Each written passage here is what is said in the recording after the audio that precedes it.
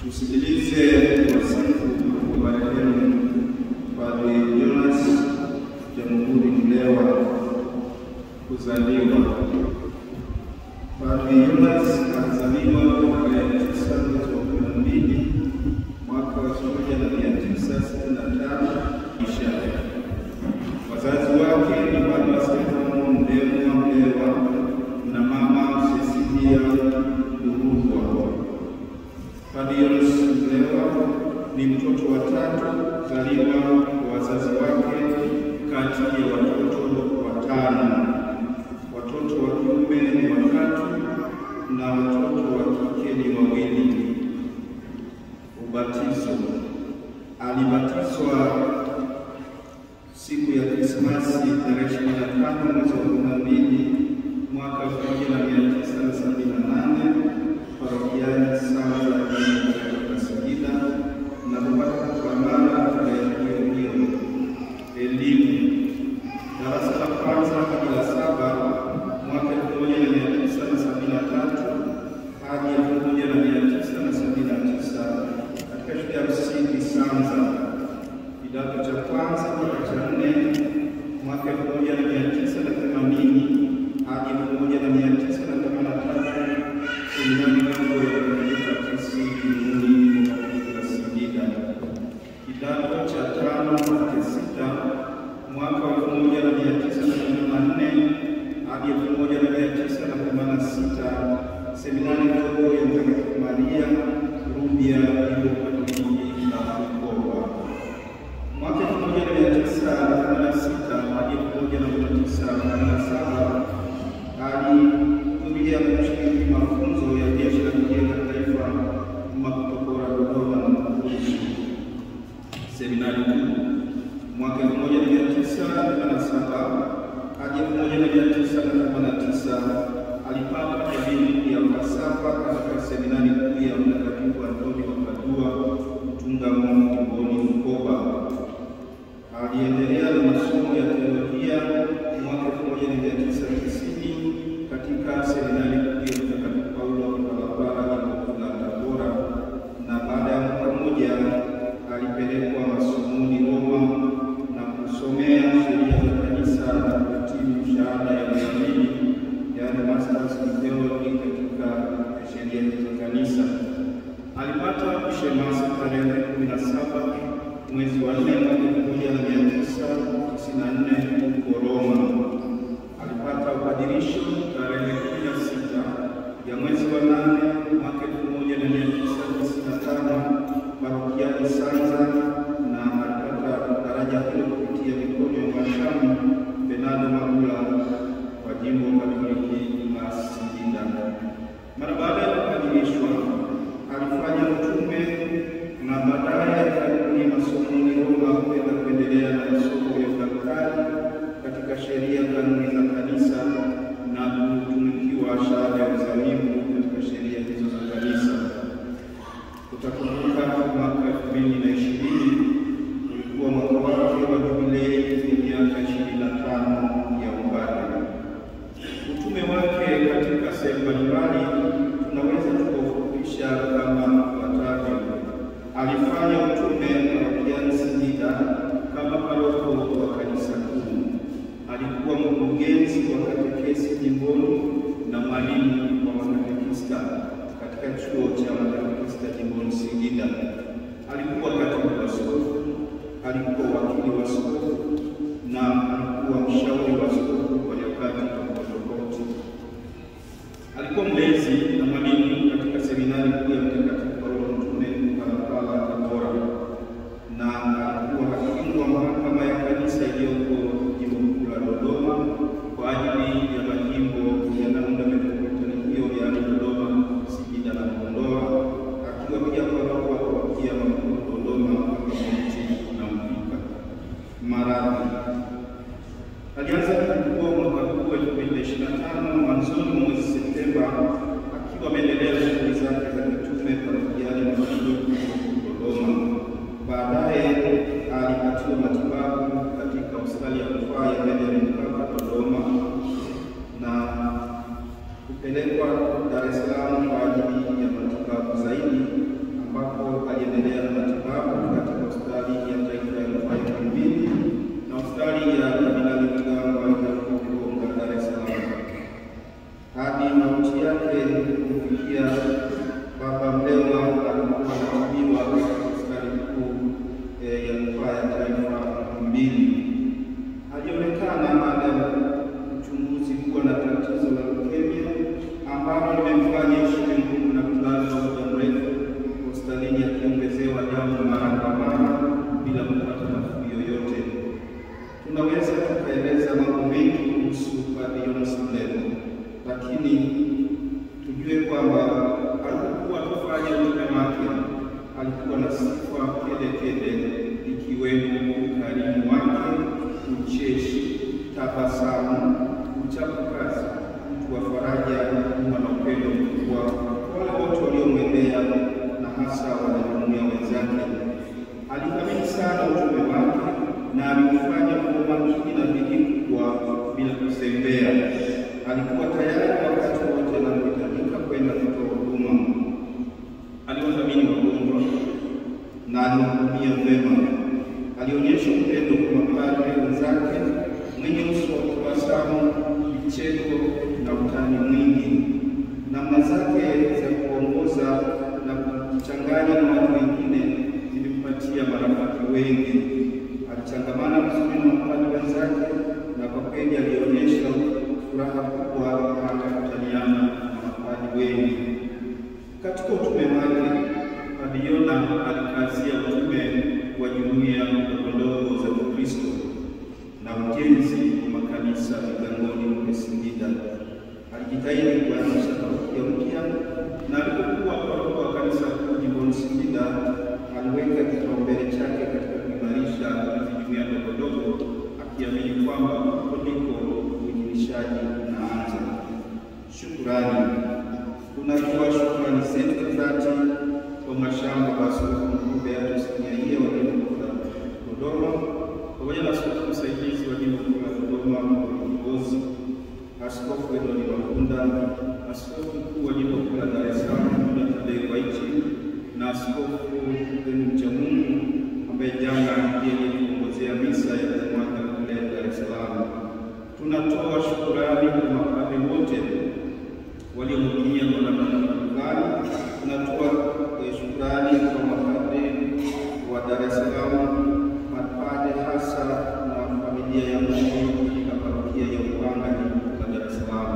tunatoa shukrani kwa watawa ambao wamejitoa bila kuchoka kumhudumia kwa maneno ya faraja na kumwona mara kwa mara.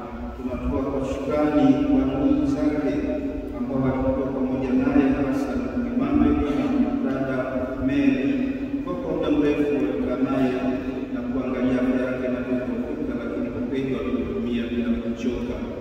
Tunawashukuru ninyi nyote wanajimbo kuu la Dodoma pamoja na Kondoa kwa kukaa na padri vizuri, kwa kumtunza, kwa kumwenzi na kuwa rafiki yenu.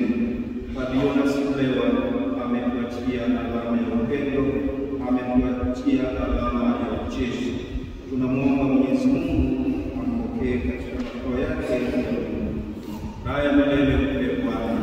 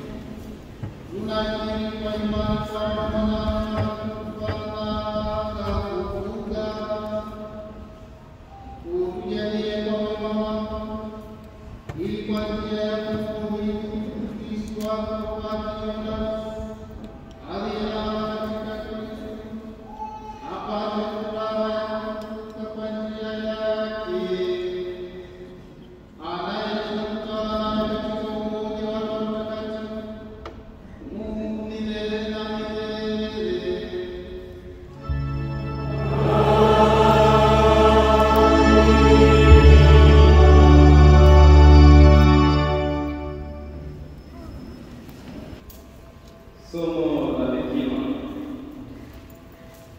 sura ya 3 aya ya 1 hadi ya 9. Wanangu, mnisikilize mimi baba yenu, na kutenda kama haya ili mfanikiwe.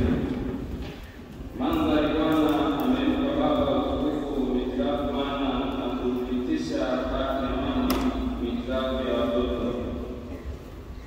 Amheshimuye baba yake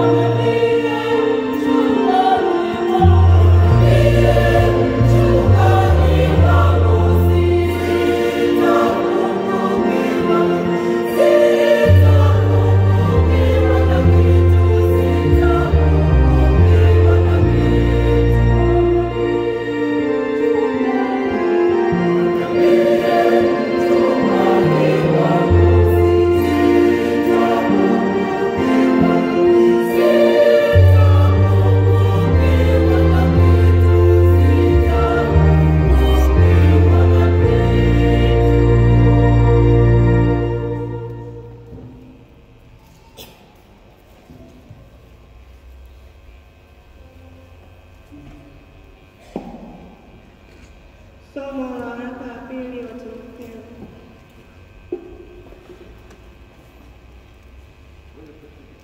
Kwa maana mimi sasa namiminwa, na wakati wa kufariki kwangu umefika. Nimevipiga vita vilivyo vizuri, mwendo nimeumaliza, imani nimeilinda. Baada ya hayo nimewekewa taji ya haki, ambayo Bwana mhukumu mwenyewe mwenye haki atanipa siku ile, wala si mimi tu, bali na watu wote pia walioipenda kufunuliwa kwake. Neno la Bwana.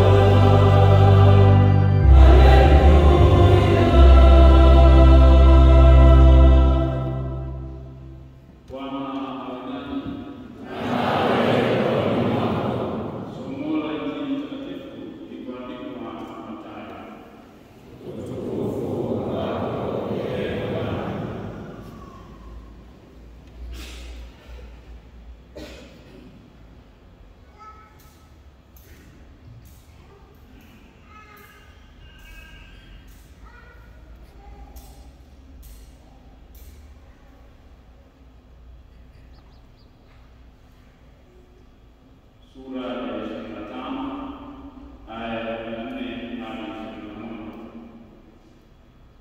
Maana ni mfano mtu atakaye kusafiri, aliwaita watumwa wake akawaweka kwao mali zake. Akampa mmoja talanta 5 na mmoja talanta 2 na mmoja talanta 1, kila mtu kwa kadiri ya uwezo wake akasafiri. Mara yule aliyepokea talanta 5 akaenda akafanya biashara nazo, akachuma faida talanta nyingine 5. Vile na yule mwenye 2, yeye naye akachuma nyingine 2 faida. Lakini yule aliyepokea moja kwenda akafukua chini, akaificha fedha ya bwana wake. Baada ya siku nyingi akaja bwana wa watumwa wale, akafanya hesabu nao. Akaja yule aliyepokea talanta 5, akaleta talanta nyingine 5, akisema, Bwana, uliweka kwangu talanta 5. Tazama, talanta nyingine 5 zilizopata faida. Bwana wake akamwambia, vema, mtumishi mwema na mwaminifu. Ulikuwa mwaminifu kwa machache, nitakuweka juu ya mengi. Ingia katika furaha ya Bwana wako. Neno la Bwana.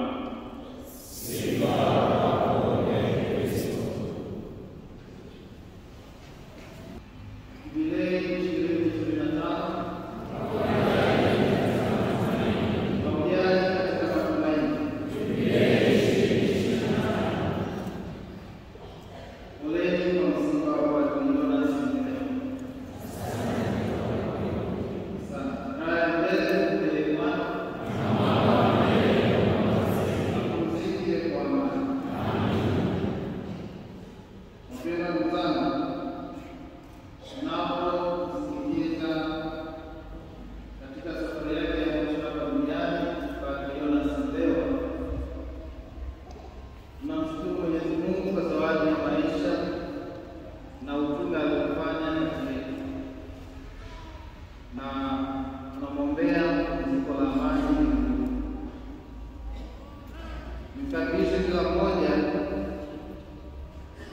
tutafakari swali, kwa nini Mungu amekuumba?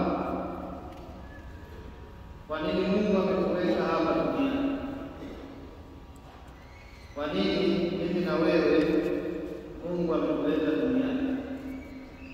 Lakini pia kwa nini alileta duniani Padre Sindewa ambaye amemwita kwake mbinguni? Lengo hasa ni nini?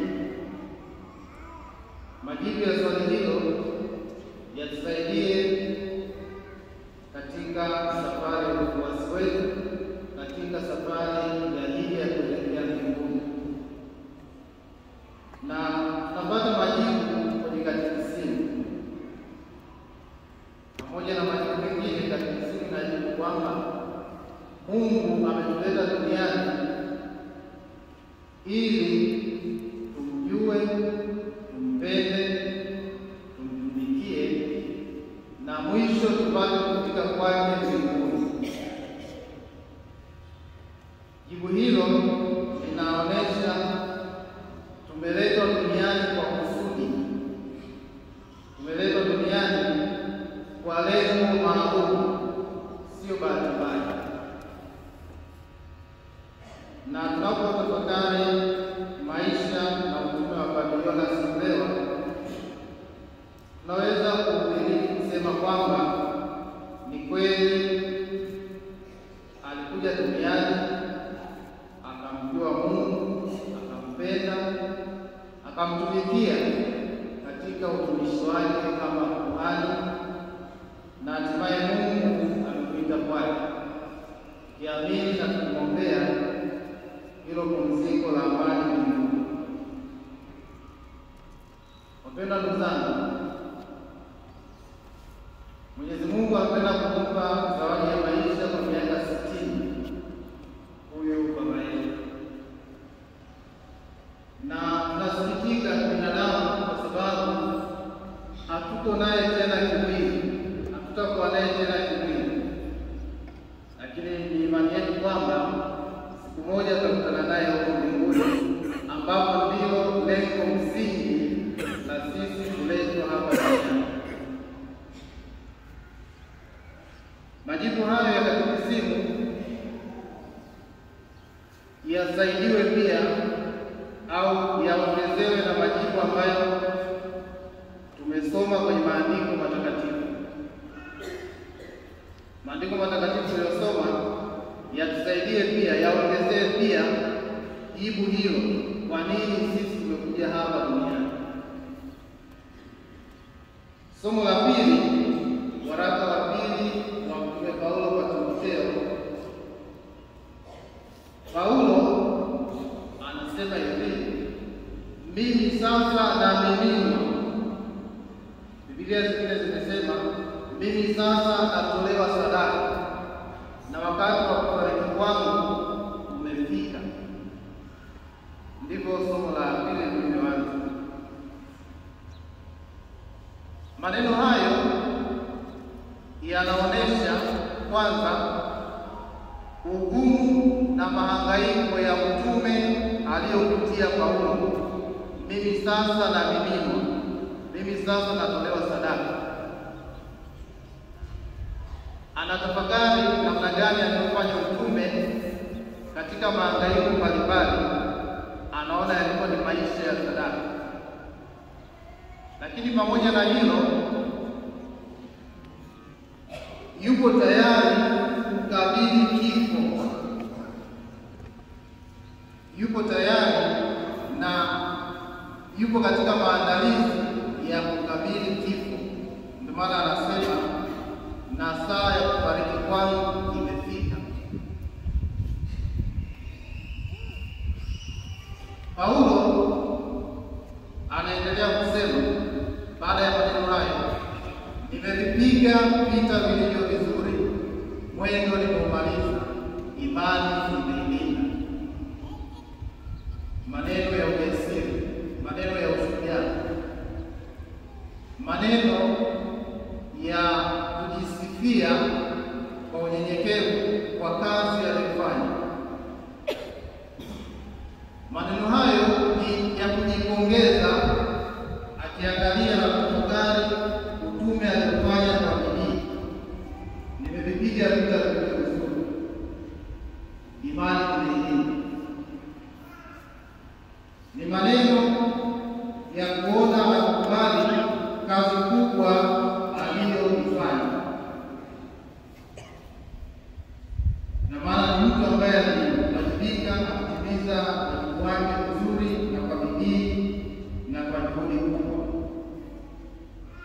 Lakini ni maneno pia ya kupata faraja kwa kazi ya mikono yake, kwamba hata kama naondoka, hata kama ninakwenda kwa Baba, nimefanya kitu, siondoki bure. Nimetimiza wajibu wangu, nimefanya kazi. Ni maneno ya kutambua kuwa nimewajibika ipasavyo, na ndio kusema kwa maneno mengine ni kama vile Paulo anasema, mimi ni mtumishi nisiye na faida, nimefanya kitu yale niliyopaswa kutenda.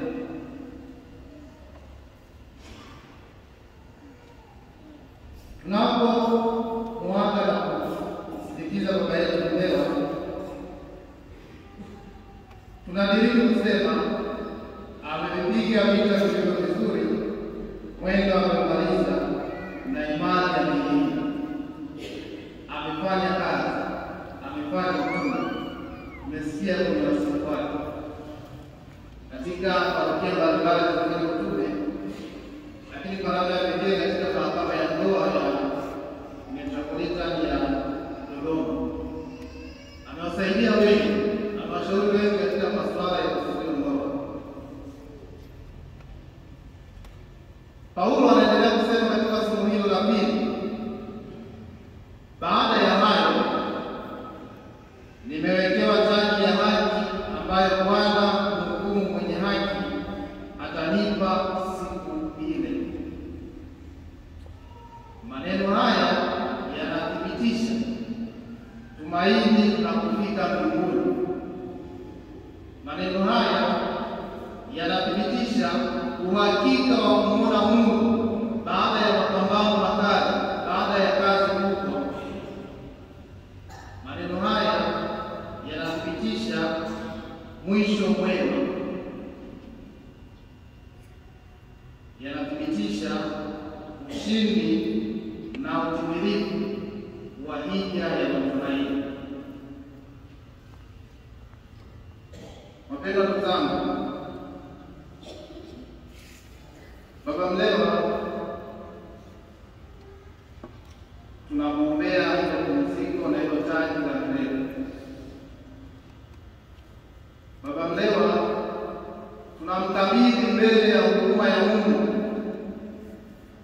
Tunamsihi Mungu katika madoa na dhambi alizotenda kibinadamu, amsafishe kwa damu yake takatifu, ampokee kwake mbinguni.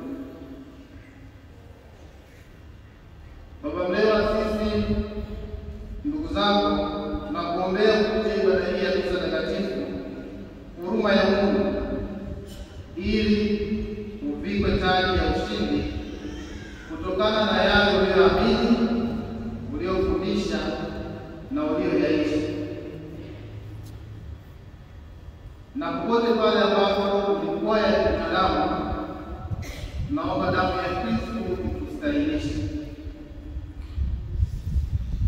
Mpendwa ndugu zangu, tunapotafakari haya maneno ya Paulo ambayo tunayaona tunayatafsiri katika utume wa Padre Mlewa,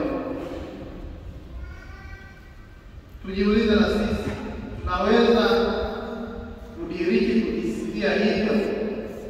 Tunaweza kusema maneno kama hayo, kwamba nimepiga vita vizuri, imani nimeilinda, mwendo nimeumaliza. Kwa namna ninavyoishi, namna ninavyotenda, namna ninavyofanya utume, nikiitwa leo na Mwenyezi Mungu, ninastahili kuvikwa taji ya haki? Ninastahili kuwa mshindi? Kumbe ni wakati wa sisi pia kujiandaa, kujiweka tayari, ili mwisho wa maisha haya, mwisho wa hii jamii, tuvikwe taji ya ushindi.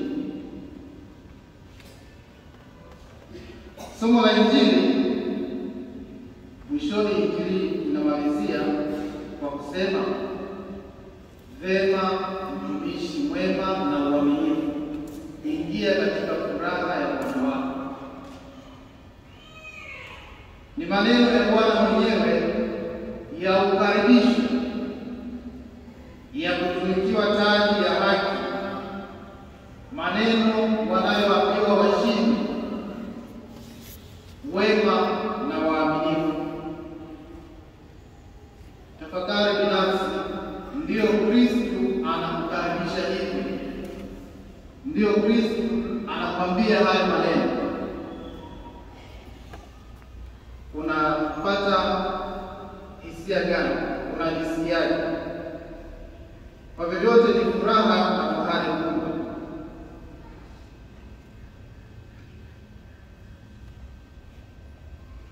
Baba yetu mlewa,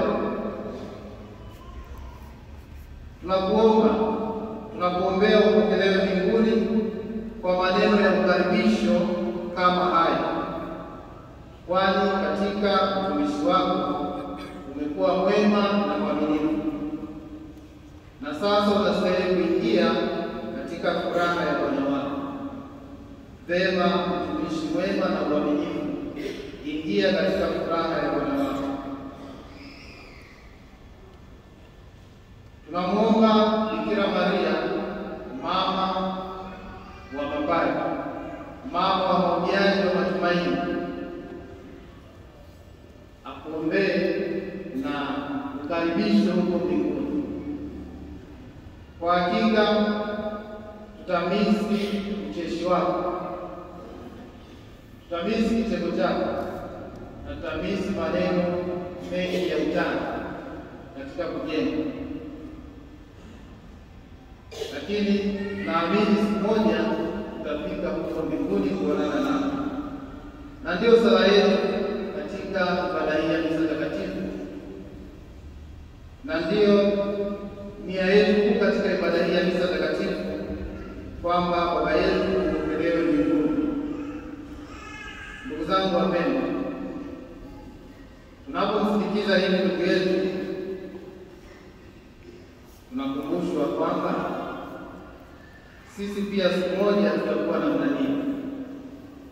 Tujitahidi ili inapofika, tunapoalia wakati, tuondoke salama,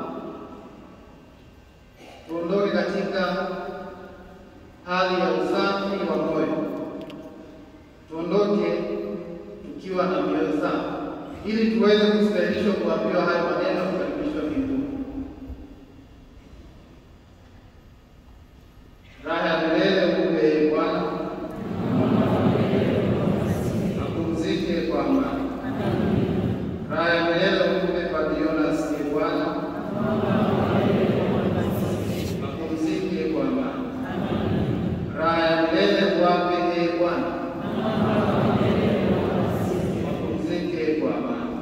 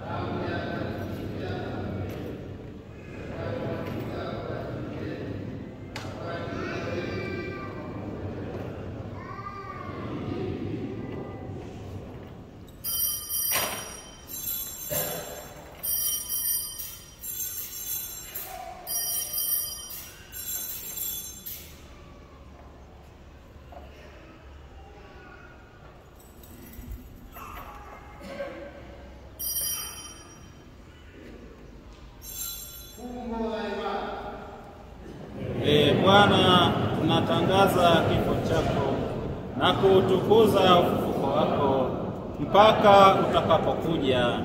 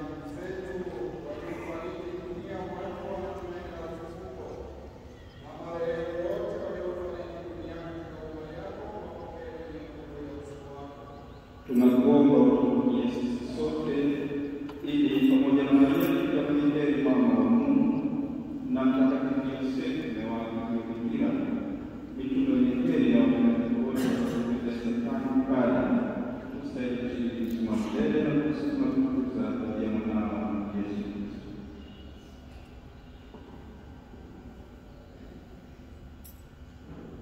Kwa njia ya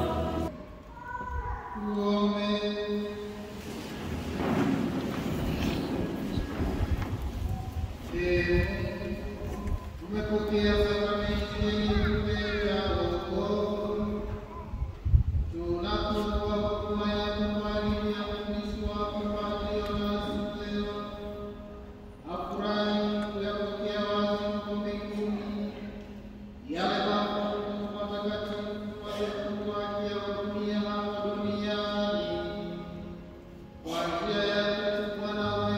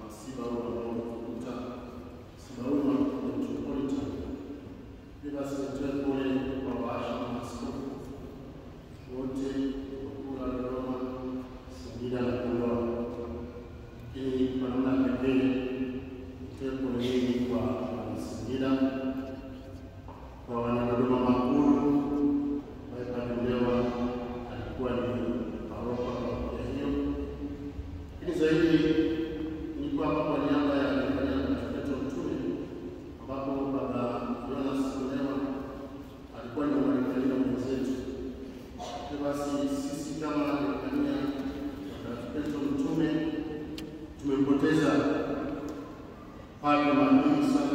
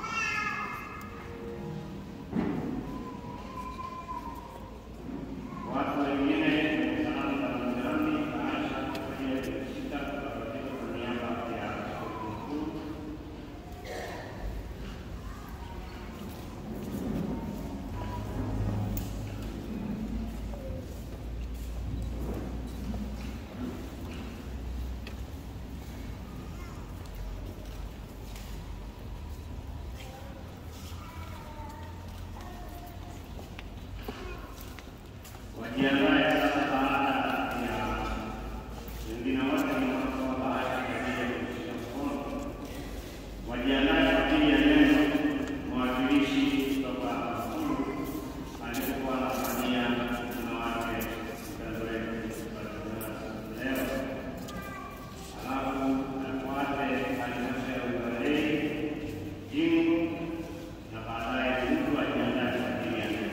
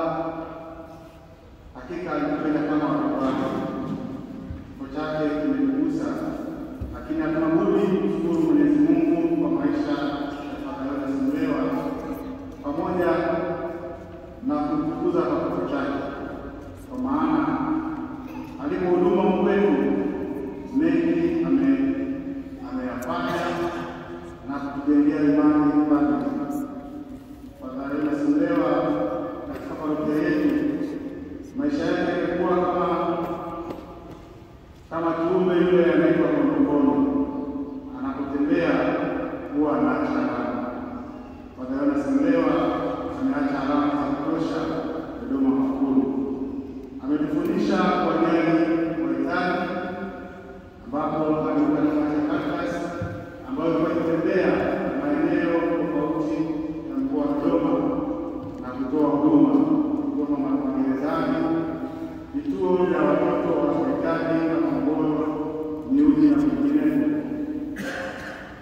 lakini pia alitufundisha moyo wa utoaji kwa ajili ya kujenga miundombinu na kuendeleza utume katika kujenga ufalme wa Mungu hapa duniani.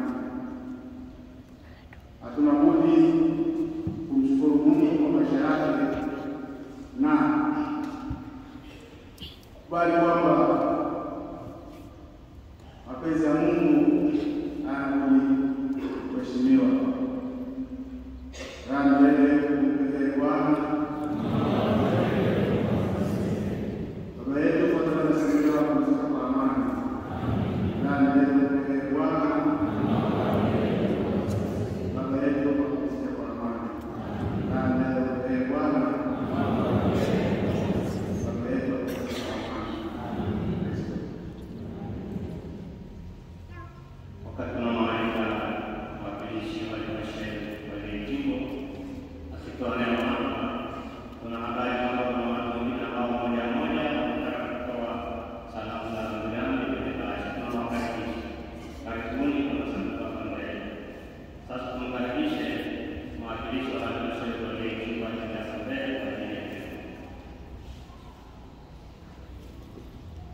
na wale watu ambao wako moja moja kwa sisi na rambirambi waliosema katika mkoa.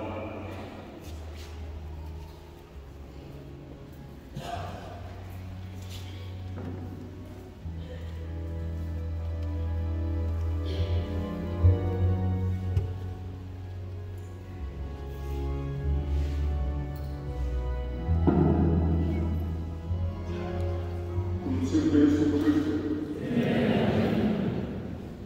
Wasifu wa Baba Jonas Mlewa nimesema vya kutosha, lakini sina haja ya kurudia. Baba yetu Jonas Mlewa ametutangulia. Raha milele kumpe Bwana. Apumzike kwa amani. Raha milele kumpe Bwana. Apumzike kwa amani. Raha milele kuwape Bwana. Apumzike kwa amani.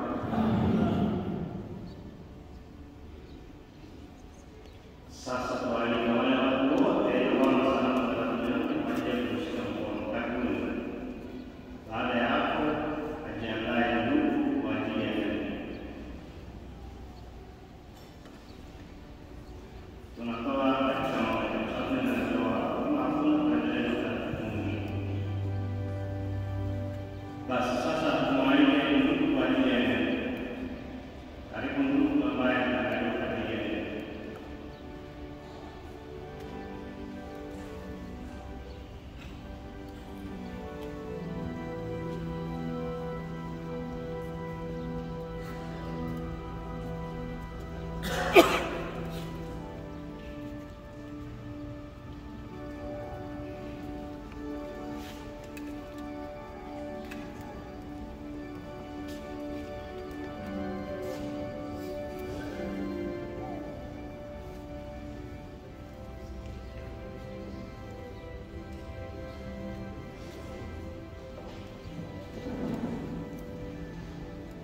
Msifu Yesu Kristo.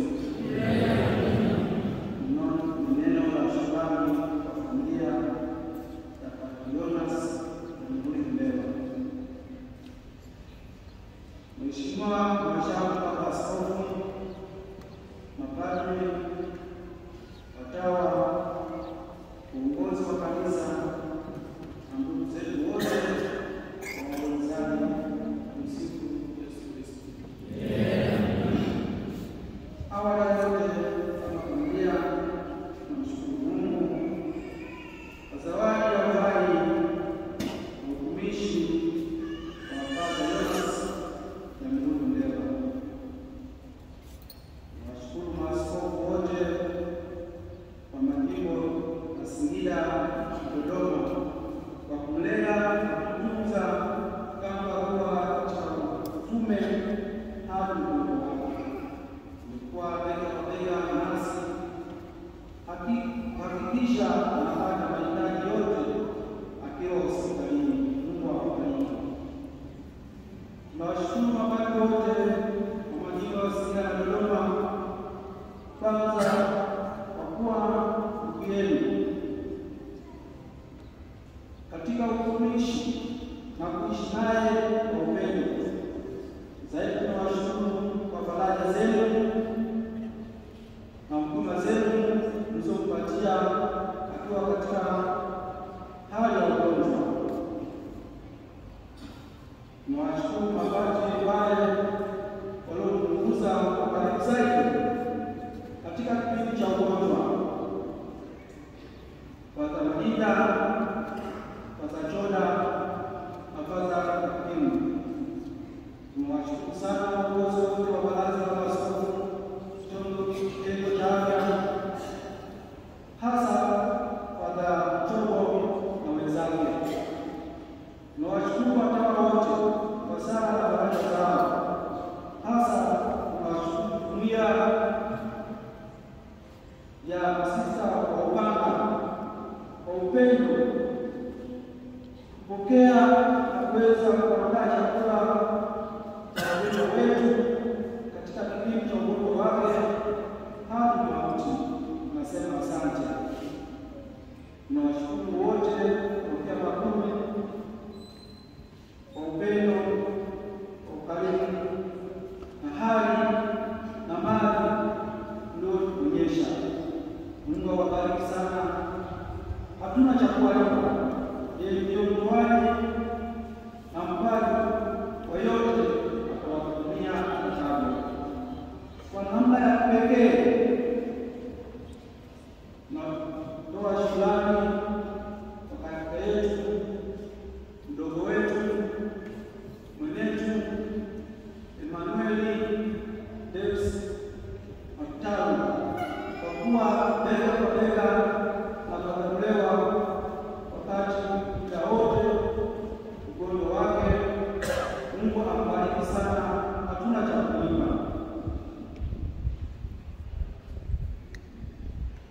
Tunashukuru madaktari, wauguzi wa hospitali zote walizopitia kwa ugonjwa, kwanza Benjamin Mkapa, Muhimbili, Mgamba, Majimaji na Muhimbili, kwa juhudi zenu na kuokoa uhai wake.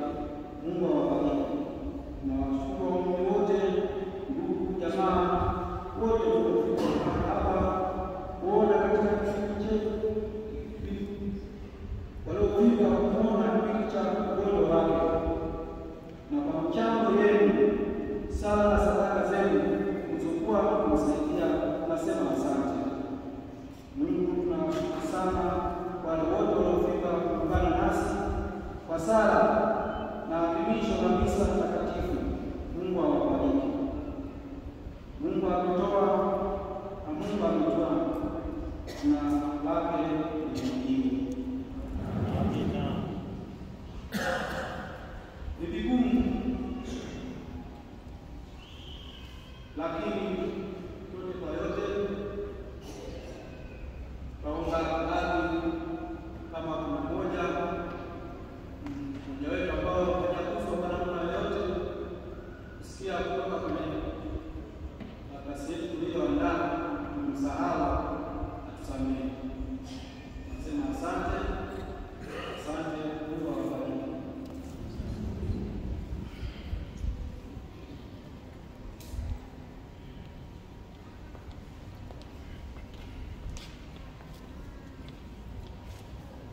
Na sasa tunawaelekea Wakristo watawa na jioni kwa ajili ya neno sana.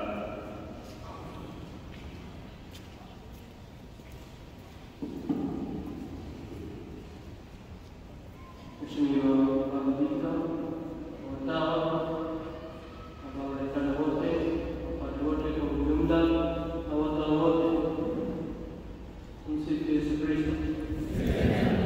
Ni kweli kwa sisi sote watawa tunajua kwamba Baba Mlewa alikuwa alitusaidia katika shida zetu zote, hasa kwa mafundisho mbalimbali katika nyumba zetu, jumuiya zetu za watawa, hasa katika katekesi zote kwa tukifika hapa wakati mmoja alikuwa pamoja nasi, hatuwezi kusahau hata dakika moja. Tunayo mengi ya kusema, lakini Mungu ndio ilikuwa mipango yake. Mungu ampokee mahali pema peponi ili afurahi na yeye aweze kuwa kutuombea sisi pia tuweze kuendelea na maisha yanayomtukuza Mungu. Raha ya milele ya Bwana apumzike kwa amani. Raha ya milele ya Bwana apumzike kwa amani. Raha ya milele wape Bwana apumzike kwa amani. Asante mwanamke katibu wa jimbo la Chansa. Baba Malkia kwa ajili ya neno baada ya kumkaribisha Afrika kutoka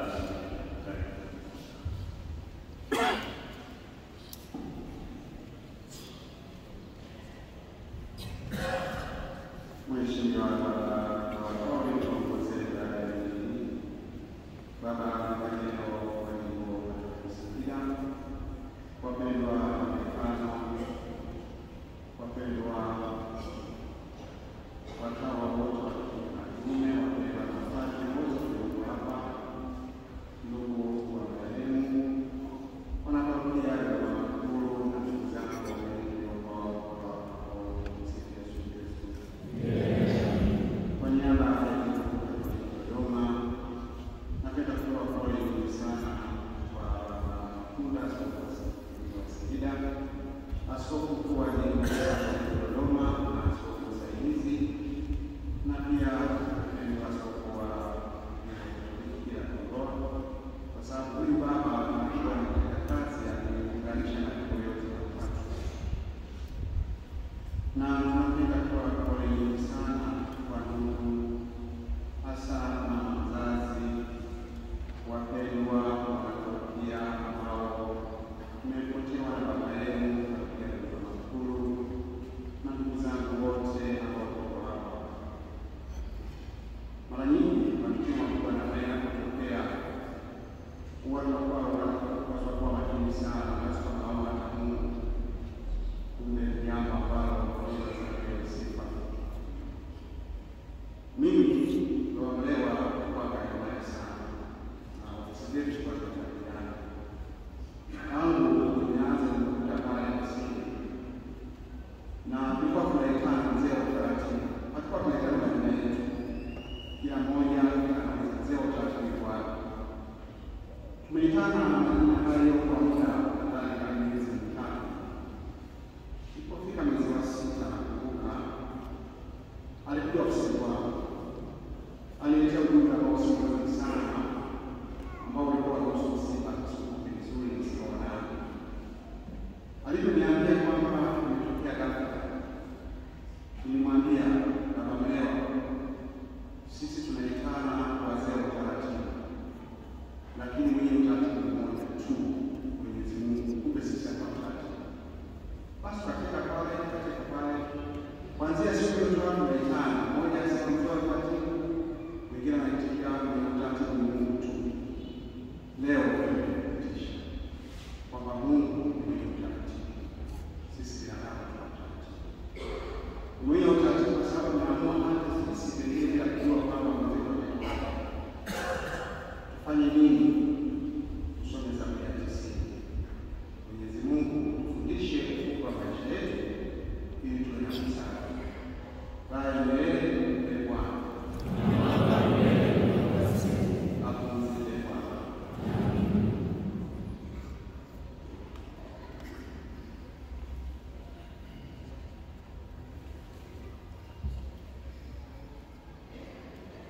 Na sasa nakaribisha baba kusikia kwa kuendelea.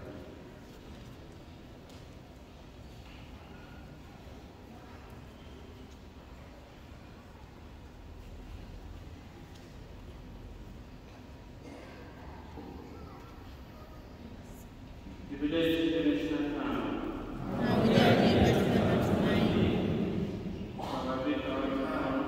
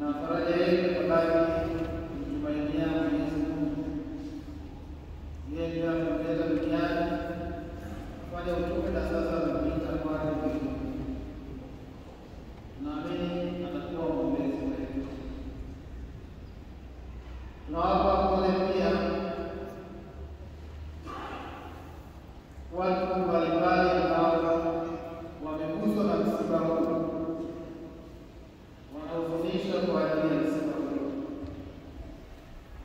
waamini, watawa na wale wote ambao wanasikitika kwa ajili ya kifo cha ndugu yetu. Mwisho tunamwombea pumziko la amani mbinguni kwa baba yetu, kwa yale mafumbo matakatifu aliyoyaadhimisha, aliyoyaishi na kuyaamini. Mungu akamstahilishe furaha ya milele. Naomba basi kwa sala zetu za siku ya leo, kwa rozari na kusali kwa sala ya masifu, tumwombee na kumkabidhi baba yetu katika ngome ya Mungu. Ili Mungu mwema ampokee kwake. Na washukuru wote ambao walishiriki kwa namna yoyote